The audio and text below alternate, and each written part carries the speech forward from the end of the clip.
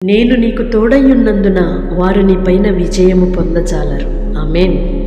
ప్రియ సహోదరి సహోదరుడా, దేవుడు నీకు తోడుగా ఉన్నాడు.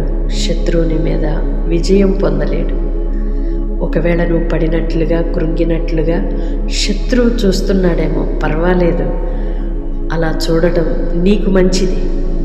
ఎందుకంటే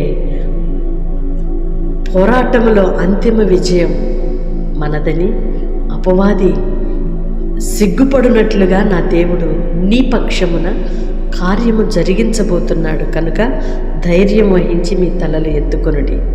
ఆమేన్. పరిశుద్ధుడైన దేవ, ప్రేమ కలిగిన తండ్రి, మీ స్తోత్రాలయ్యా.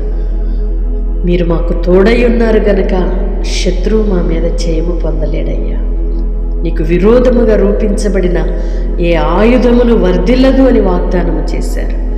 నీ పరిచర్యకు, నీ పిల్లలకు, ఆత్మీయులకు కలుగుతున్న ప్రతి ఆటంకములు, ప్రతి పోరాటములో అంతిమ విజయము నీ పిల్లలు చూడాలయ్యా. శత్రువు సిగ్గుపడునట్లుగా మీ కృప దయచేయమని వేడుకుంటున్నాం.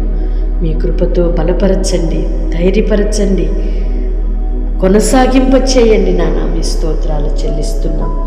పరిశుద్ధతలోను, పవిత్రతలోను, యథార్థతలోను, నమ్మకత్వములోను నీ పిల్లలు జయము చూడాలయ్యా. నిశ్చయముగా నీ పిల్లలుగా వారు ఘనత పొందాలి. మీ కృప చూపమని వేడుకుంటున్నాం. ఎందరైతే ప్రార్థనలు ఏకీభవిస్తున్నారు ప్రతి ఒక్కరిని మీరు దీవించి ఆశీర్వదించి జయమునిచ్చి నడిపించుమని, నీ పిల్లలకు వ్యతిరేకముగా విరోధముగా పనిచేస్తున్న సాతాను కోటగోడలన్నీ కూల్చివేయమని వేడుకుంటున్నాం. విరోధి తంత్రములన్నీ తొలగించమని వేడుకుంటున్నామయ్యా. నీ బిడ్డలకు జయమునిచ్చి నడిపించుమని యేసయ్య నామములో ప్రార్థిస్తున్నాము తండ్రి. ఆమేన్.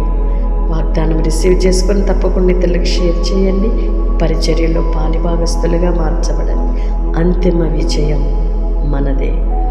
మే God bless you all. Praise the lord.